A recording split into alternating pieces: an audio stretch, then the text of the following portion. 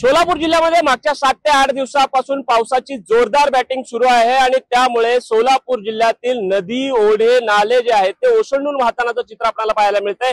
मी खरं तर सध्या आहे तिरेगाव परिसरामध्ये आणि आपण पाहू शकताय की सीना नदीचं रौद्र रूप आपण दृश्यांच्या माध्यमातून या ठिकाणी पाहू शकताय। खरं तर ड्रोनच्या माध्यमातून आपण ही दृश्य साम टीव्हीच्या प्रेक्षकांसाठी खास दाखवत आहोत। साम टीव्हीच्या प्रेक्षकांसाठी ही ड्रोनची दृश्य खास टिपलेली आहेत। ड्रोन पायलट बुद्धभूषण काटे यांनी आपण पाहू शकताय दृश्यांच्या माध्यमातून की या पावसाच्या पाण्याचा पिकांना कशा पद्धतीने फटका बसलेला आहे। आपण जर दृश्यांच्या माध्यमातून जर बघितलं तर या ठिकाणी जे ऊसाचं पीक आहे ते पूर्णतः पाण्याखाली गेलेलं आहे। खरं तर खरीपाचा हंगाम सध्या सुरू आहे आणि आपण जर पाहिलं तर त्यामध्ये सोयाबीन असेल, कांदा असेल, तूर असेल, उडीद असेल, ही सर्व पिकं जी आहेत ती पूर्णतः पाण्याखाली गेल्याचं चित्र आपल्याला पाहायला मिळतंय।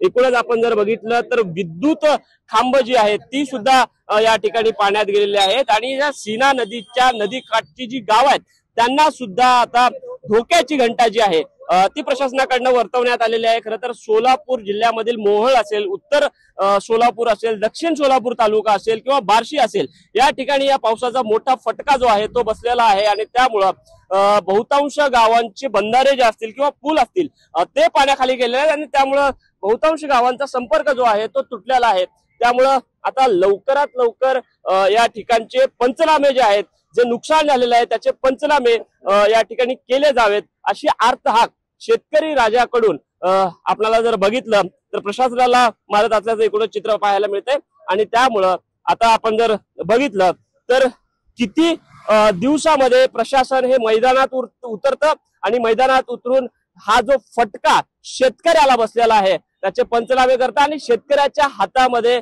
या संपूर्ण परिस्थितीनं जो मेटाकुटीला शेतकरी आलेला आहे त्याची नुकसान भरपाई मिळते का हे पाहणं आता महत्वाचं ठरणार आहे।